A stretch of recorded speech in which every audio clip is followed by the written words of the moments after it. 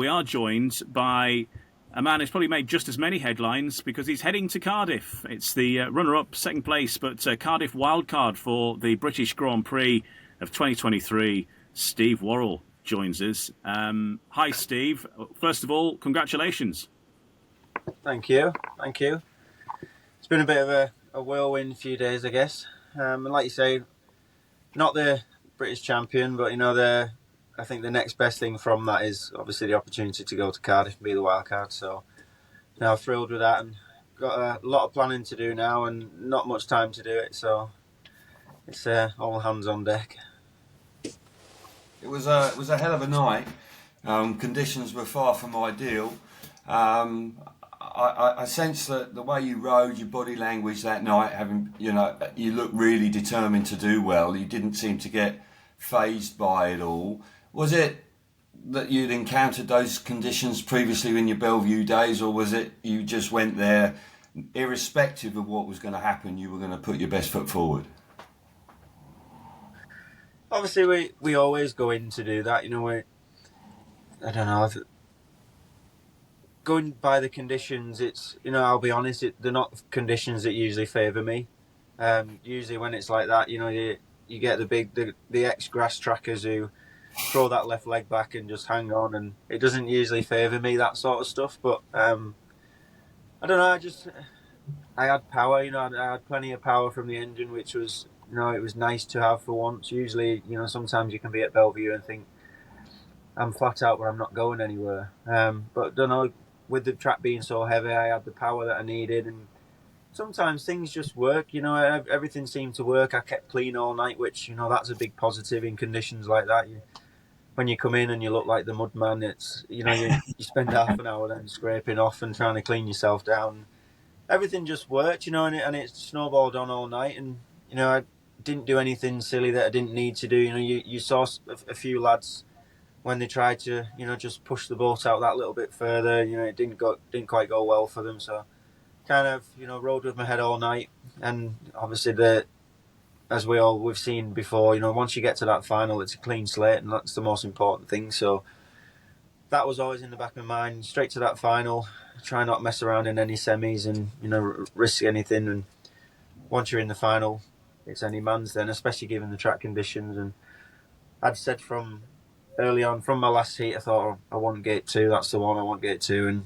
And, I was quite surprised when Dan went for 4, because it's such a long way, and the way the track was, all it takes is, in my mind, if I could have ran out, got straight to that dirt line and kind of pushed him past it, it would have been his race over. So, and I'd have sailed off for the win, but no, he was just too fast coming across. He obviously knew something I didn't.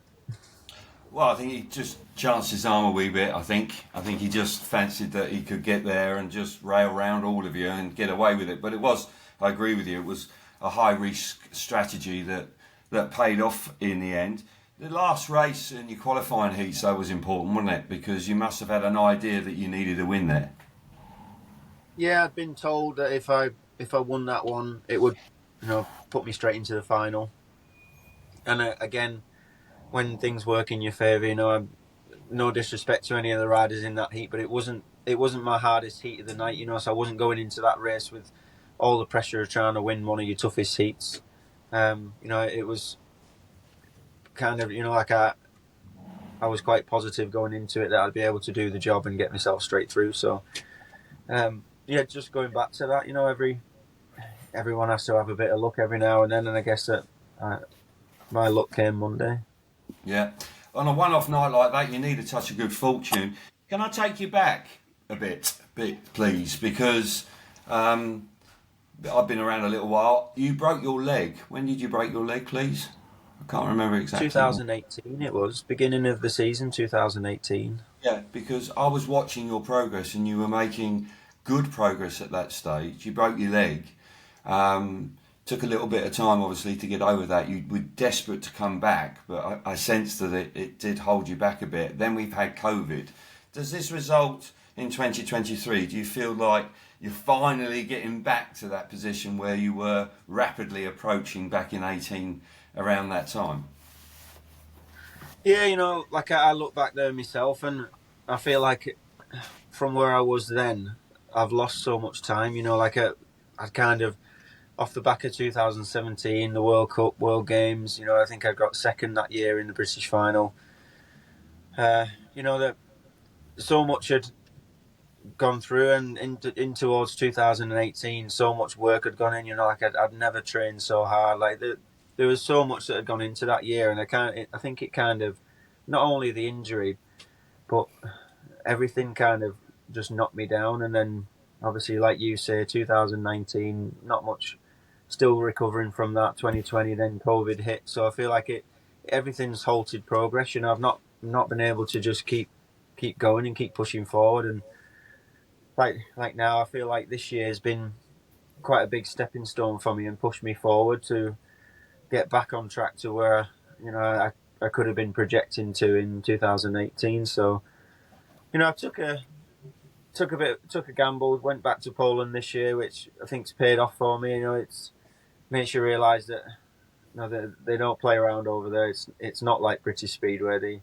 Every time you go to the start line, there's no weak race. Every race is full on, and I think that's done me good as well. I think in England you can not so much get stuck in a rut, but you become a little bit complacent. And over there, still now, like I'll go there and you'll do the first seat and you'll go, God, these are rough. I best broaden my shoulders up a bit here, and then you have to start throwing your weight about after the first seat. But it's always, I feel like I need to just hit the ground running straight away from the first seat. But you come from England where people don't really, it's not, racing isn't like that. It's more chilled, more laid back. And then you go over there, do your first seat, get roughed up a bit, and you go, right, best stick my neck out here. And then I've got to get that more regular, and I think that's helped me. It's brought me on, and here we are. Obviously, I have a different and a positive attitude on Monday. Like you say, you could tell from body language and things that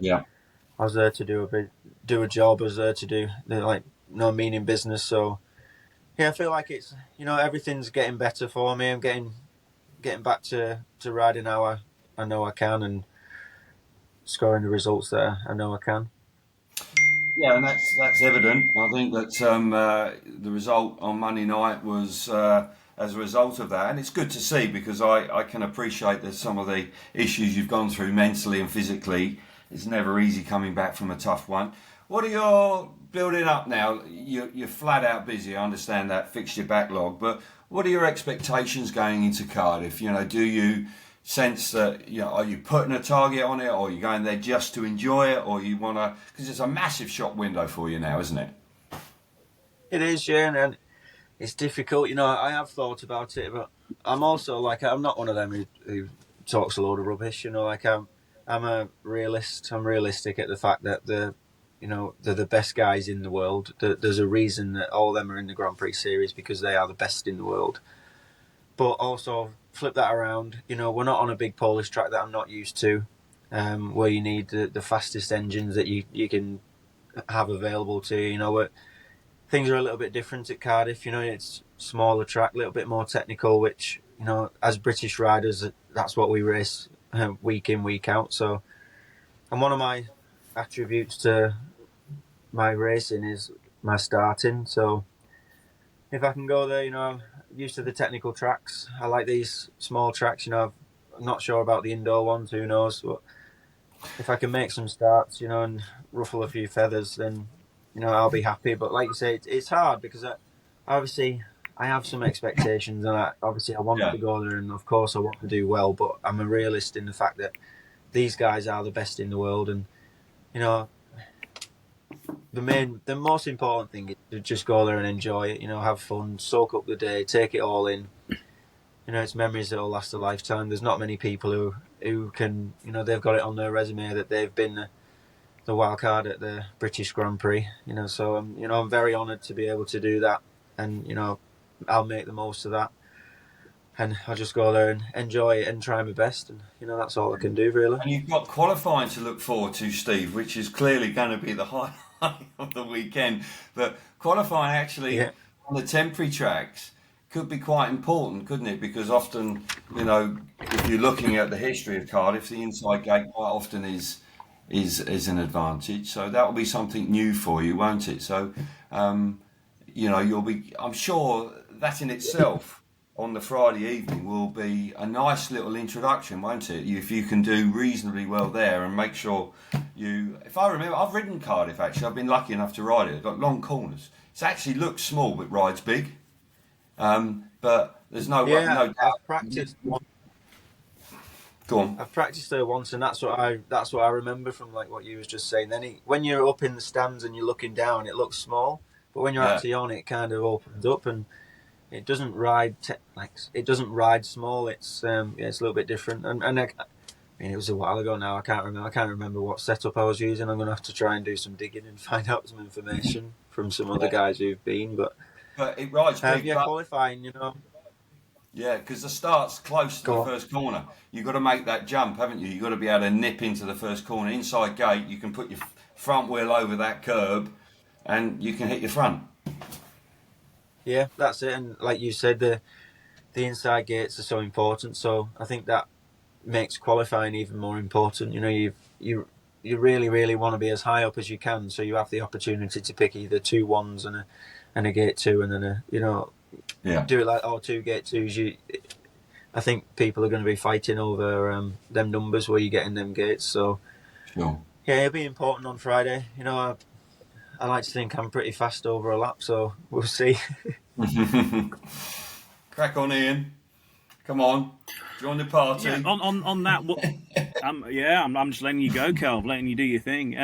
I know from speaking to people yesterday, Stevie, that you're talking about the planning. You're flat out. You've got all your meetings in British Speedway and probably elsewhere in the world. But I know that you're working hard to get your best bikes together, and that involves bringing some stuff over from Poland as well. So what's the decision there? What are you working on, and why are you bringing things over from elsewhere in the continent?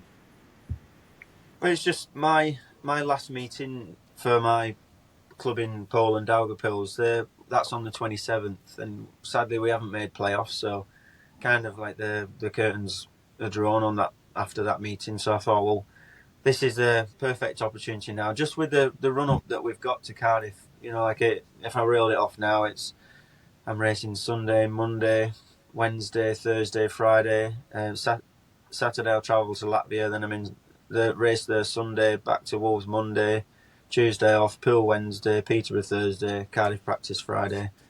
So there's hardly a day off in between. So in between that, I'm trying to figure out, right, I need this engine servicing because I want to race this one at Cardiff, and this one I want to have freshish, but then in between that, I need engines to be able to do all these meetings with. So, and then say you have a drama in between where, something happens and the bike gets bent or whatever. And so I just figured, I was obviously sat down thinking about the whole situation the other day and trying to plan, and I thought, right, well, my last meeting over there, ideally I'd like to leave the van there because you have the opportunity then for open meetings and whatever else as the season starts drawing in. But, it's just the perfect opportunity. I think I need the equipment here, even down to the Peterborough match on Thursday. I can use at the 4th bike almost, leave that dirty, and I can bring 3 clean ones then to Cardiff, and I'm fully prepared and everything's ready to go. So we're not trying to find somewhere to do a quick bike wash Friday morning before the practice. Just little things like that where I think I'll benefit a lot from having all my other equipment with me, and I have an engine over there which I'd like to bring anyway, so I'd have the hassle of trying to get that back. So it just makes sense to bring it all, especially when you look at that. I think there's like 2-3 days off in the next 2 weeks. Which whoever organises these calendars are crazy, but yeah, it is what it is, and hopefully it'll do me a favour. I'll go into it, on the back of a lot of riding. I can't go into it and say, oh, well, I've not ridden for 2 weeks. I'm a bit rusty. I've got the advantage of being on the bike and racing regular. So yeah, not good having stuff. too much And time to think about. but that's another thing, Kelvin. And I haven't got too much time to sit around, overthinking and dwelling on the whole thing. It's literally just flat out. And there's certain things I want to organise. If I try and generate a bit of sponsorship as well. I've got this great opportunity, and it'd be nice to be able to do something, for my current sponsors, but also to try and introduce some new ones. But Sure. just physically don't have time, and I don't want to overrun myself and get myself in a bit of a pickle. So I think I don't know what I'm going to do on that side of things, but it's best to just go with the flow, I think, and concentrate on the racing, score the points, and when it comes to Cardiff weekend, just go there and enjoy it.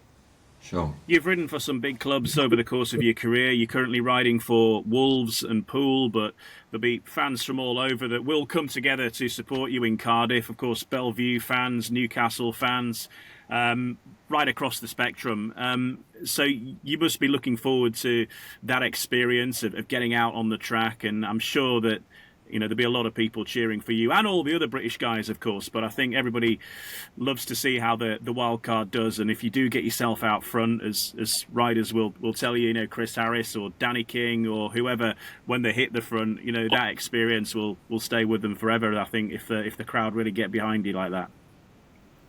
I remember, I think one thing that sticks in my mind, obviously I was just starting out at Speedway the year that Chris Harris won it.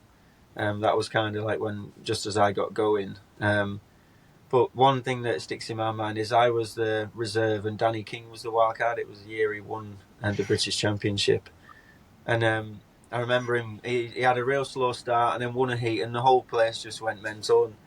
And, you think back to that and goosebumps, you think, it could happen. So, yeah.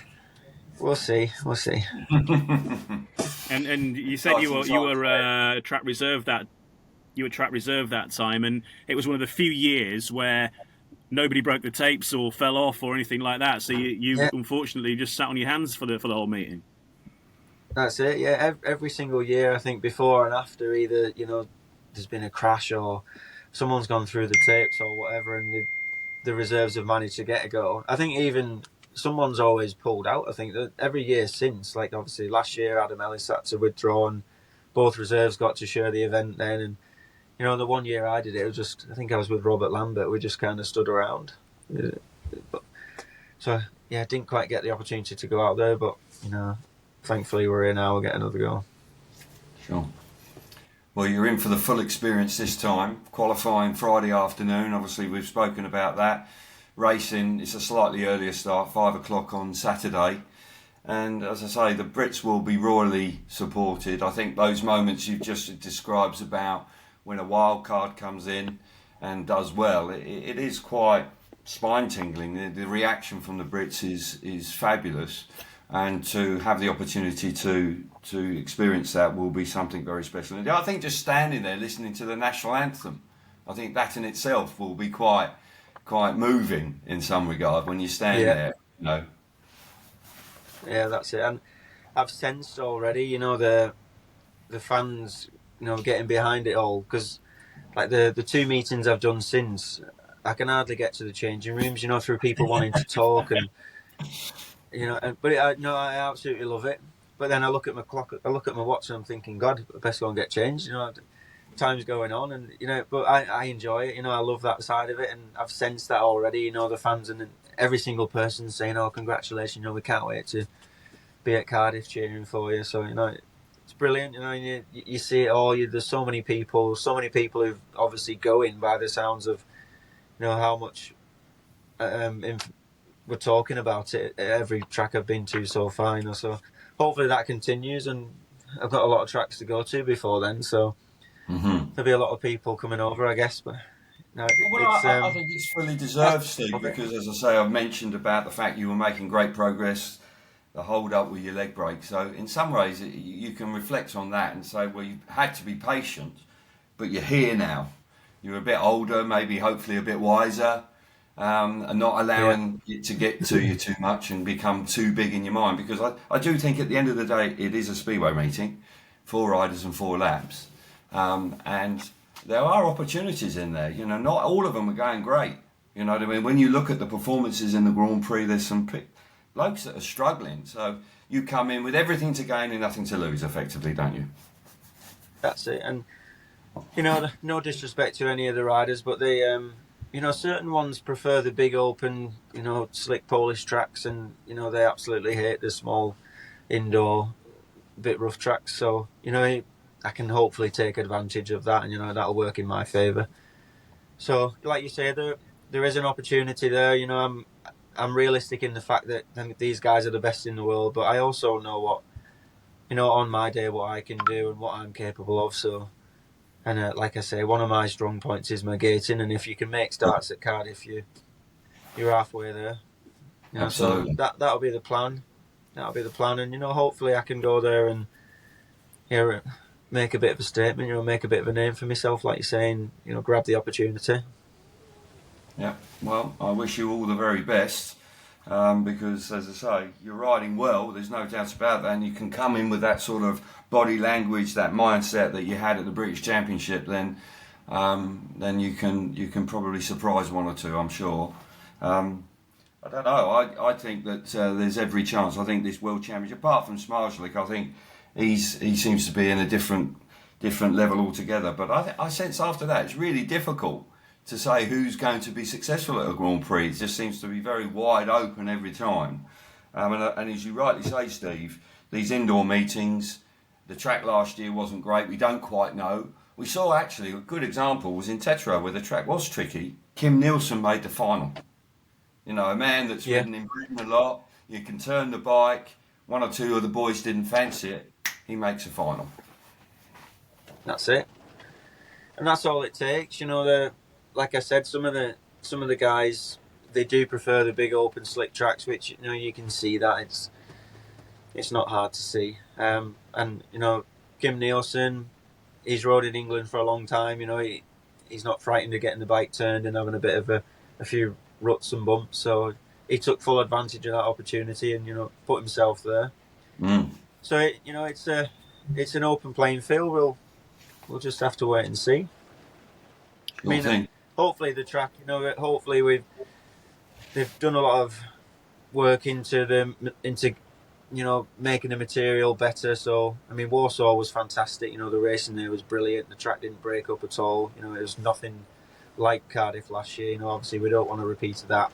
So I'm almost certain that they'll be on the job and they'll get that sorted, and the track will be a fantastic racing surface. Absolutely. And just a quick word, Steve, about your two British clubs, both going very well at this moment in time. Poole Pirates getting back to the top of the championship. The Wolves consolidating second place in the Premiership now as well, after beating Leicester at the day after. We're speaking the day after your clash at Leicester, which was a big away win. A lot of head scratching for the Leicester folks, I can tell you, after that meeting. But that must be, a boost. Both teams, of course, managed by experienced managers with Midlow and Pete Adams, and they know it's a marathon, not a sprint. But both teams seem like they're getting going now. That's it, and it's brilliant working with these guys. You know, they've got so much experience, and it kind of feeds into the team. You know, there's no desperation. You know, I never get a sense of that.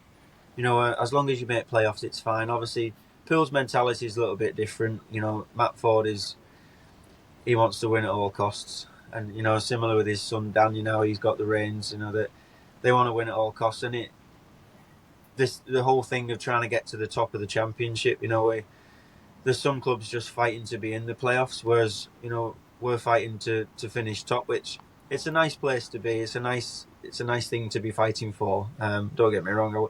I'd much rather be in our position than other clubs where they're just fighting for that sixth spot. But you know, we've kind of hit a bit of form at Poole. You know, we seem to be going good. On Wednesday just gone, we managed to get ourselves back onto the top of the table. You know, Oxford gave us a bit of a fright there, but we hit the 50 points, which took us to the top, which was nice. Wolverhampton, we're kind of, you know, when you look at the team, we're almost like the underdogs. You know, we don't have the big Jason Dawes and Emil Saifudinovs and Kai Wolfendens, but what we do have is, you know, a top five that could all go out there and score 10 points each.